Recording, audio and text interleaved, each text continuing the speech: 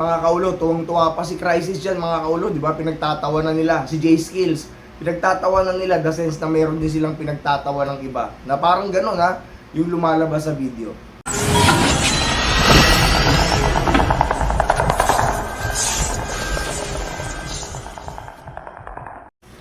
Yo, what is up mga kaulo? It's your boy Elmo, Luzon, Visayas, Mindanao. Kumusta po kayong lahat?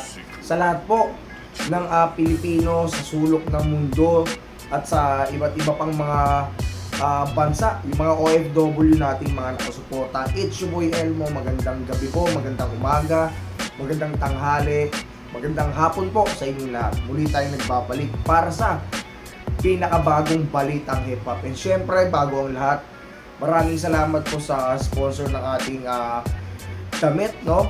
Kusinero Brand Clothing. Maraming salamat sa pinakamaangas na damit na mga nilalabas ninyo. And sana more to come mga kaulo, okay? Siyempre ito mga kaulo, balitang hip-hop tayo. So mga kaulo, ito recently nag-upload ako, no, about dun sa pagpapadingas ng apoy ni J-Skills dun sa ginawa niyang video, no, dun sa paggagaya niya sa alter ego ng Donggalo. So eto na nga mga kaulo, no. So ito, habang nagbabrowse ako ng aking FB, so ang dami nang naglabasan na naman ngayon na galing sa kampo ng Donggalo Records, no. So andyan yung Damo Squad, sila Drex Lira naglabasan, Mananabas, yung ibang mga clip nila Joti, ng Salbakuta, Charlie Mac, Madkilla. At eto ang malupit mga kaulo si Kuya Andrew nasa San Francisco kasama yung ibang mga artist dahil meron silang event doon. At merong nasabi doon si Kuya Andrew at usapin nila Joti doon sa video. Ano yun kumbaga may nag-shoot ng video and merong sinasabi si Kuya Drew dun sa video na yun. At yun yung matutunghayan nyo rito at mapapanood din nyo sa clip na galing sa sa ibang mga nagbablog na galing sa Donggalo Records, okay? So eto mga kaulo, so eto feeling ko magkakaroon na naman to ng diss trackan and labasan na naman to ng talent at ng mga ugong, no? Syempre alam nyo mga kaulo, gaya na sinabi ko last time, this is also a marketing strategy netong mga artist na to. Dahil kung wala namang distrakan, kung walang mga magpapaingay, walang mag-upisa, walang maglalabasan, wala silang movement, wala silang galaw. Kasi hindi naman lahat sikat. Kumbaga ito lang yung pinakihintay nilang senaryo, yung magkaroon ng pagkakamali na, hindi naman pagkakamali, kumbaga parang magkaroon ng pagkakataon o masilik na butas para makagawa sila ng kanta, distract, marinig sila ulit at muli silang mabuhay. Siyempre, marketing strategy nga para muling yung attention ng tao sa kanilang matuon, okay? So eto mga kaulo, yung video ni J-Skills, eto, pakinggan natin mga kaulo para meron tayong proof kung ano may pinag-uusapan natin para dun sa mga bagong tagapakinig natin, tagasunod dito sa aking channel para malaman nyo. Eto yung video na isang session o inuman na kung saan ginaya ni J-Skills yung style ni Putch Maniwata at yung mga lyrics na nandun ay subukan nating mapakinggan at try nating mahimay, no, kung kasi medyo hindi mamalinaw yung mga pinagsasabi dahil nga garalgal na at parang video okay yata yun na sinasabayan lang yung beat, okay? So kung ano yun mga kaulo, eto yan, pakinggan natin mga kaulo. Yan, check this out mga kaulo.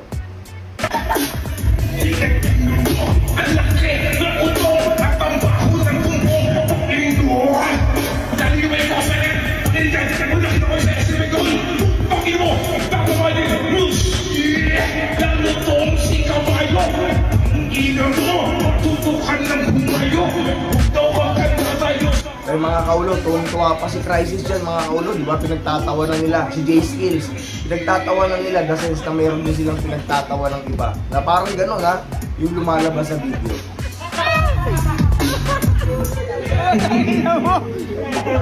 Yun mga kaulo, di ba? So napanood yung video na yan. So aware sila lahat na yung ginagawa ni J-Skills ay merong pinaggayahan. And natutuwa sila kasi alam nila na yung ginagawa ni J-Skills ay isang parang sabihin natin pang-aasar. Diba? Kasi alam naman natin lahat, huwag na tayong magpaka-ipokrito dito. Alam natin lahat na merong beef talaga yan before pa si Joti at si J Skills. Yan Salbakuta at ang 187 Mobsters. Kampo ng Dunggalo sa 187, di ba? So ngayon, dyan nagsimula ang lahat. May mga post si Joti, may mga sumagot, may mga gumawa na naman ng mga ingay ng rap, meron na namang nagpadingas ng apoy. Marami na namang naglabasan. So, eto, pakinggan naman natin itong sinabi ni Kuya Andrew dun sa San Francisco. Pakinggan natin ito Eto mga kolo, check this out. Pag tumambay ka sa totoo, Pakinggan natin yan bago natin hindi sa tambay-tambayan lang. Dito ka sa totoong tambay. Dito kami tumambay. Yan. Parang ang lapit. Hindi uso dito ka ro. Ito ang talagang tambayan. Okay? Hindi ko sakay-sakay tumatambay, kung sakay-sakay tumatambay. Yeah? Na walang katore-tore ang tambayan. Itong tambayan. Itong gawin So yun mga kaulo, di ba? Ito Yung sinabi ni Kuya Drew dyan, mga kaulo, patungkol yan sa ibang grupo. Walang sinabing pangalan. Hindi nag-mention o nag-name drop si Kuya Drew. Para malinaw. Pero alam natin na yung sinasabi niya na dito kayo tumambay, dito kayo magpunta, huwag kayong magtatatambay kung saan. Yan yun na sinabi niya dahil alam niya yung ginawang inuman nila J Skills na yun, tambayan yun inuman session di ba? So, alam ko na yun. Alam ko na para dun yun kasi wala namang ibang gagawing sagot si Kuya Drew Alam natin lahat na yun kumbaga parang china-challenge yung kabilang grupo na dito kayo tumambay, dito kayo San Francisco, hindi kung saan kayo tumatambay. Siyempre, gamitan na ng ng power, ng pera. Di ba? Siyempre, si Kuya Drew, sino ba naman si Andrew gold platinum, double platinum, tapos isang katerbang movie. Siyempre, meron na yan. May means na yan. Artist yan, celebrity. Di ba? Tapos may sinabi pa siya na kapag nakapunta na kayo rito, medyo lumilibel na kayo. So, ibig sabihin, yung mga big time na tao at may sinabi lang talaga, yung makakapunta doon para gawing tambayan o pasyalan lang, di ba? Ganun katindi. So, yun, let's say, makapunta ang 187 doon. So, syempre, ibang level na rin naman talaga yun. Totoo naman yun, kung doon sila mapadpad, mapasyal, ibang level yun sa buhay ng tao bilang artist, di ba? But syempre abangan natin yung sagupaan at banggaan nito. Panigurado merong lalabas dyan mga kaulo. Maghintay-hintay lang tayo, merong lalabas dyan, meron magre-release dyan. Hindi natin alam kung sino magsisimula, hindi natin alam kung sino mauna. But ang pinakamaganda rito panigurado meron tayong aabangan dito. Panigurado, kasi hindi papayag itong mga to na walang ingay kasi sobrang tahimik ngayon puro mga labasan lang na mga song, mga artist which is parang matamlay, medyo matamlay. So parang ang mga lumalabas na music ngayon, nila Flow G na napapakinggan natin na pumapatok.